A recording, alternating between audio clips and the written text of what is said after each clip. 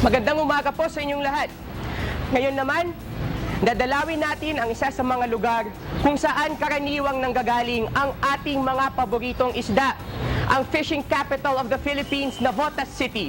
Halina't tuklasin natin ang ganda ng ating bayan at ang lakas ng barangayan dito sa My Barangay! Mula pa noon hanggang ngayon, kilala ang Navotas sa napakasaganang fishing industry. Kaya tinawag itong fishing capital ng Pilipinas. Malaking bahagi nga ng Manila Bay ang sinasakop ng Navotas. Kaya 70% of the locals ay nabubuhay sa fishing industry. Sa may average na 800 tons na isda mula sa iba't ibang probinsya ang bumabagsak sa Navotas Fish Port Complex. Ang proyekto po namin ngayon sa barangay about health, usually twice kaming nagkakandak ng mga medical mission. Ang aming health center ay nagbibigay po ng libreng serbisyo, mapa-dental man, mapa-medical, para sa ating po mga kababayan sa Navotas Fish Port Complex at dito na rin po sa Barangay MBBN. Sa laki ng populasyon ng Barangay North Bay Boulevard North, isama pa ang mahigit kumulang 1,000 pamilya na nasa Navotas Fishport,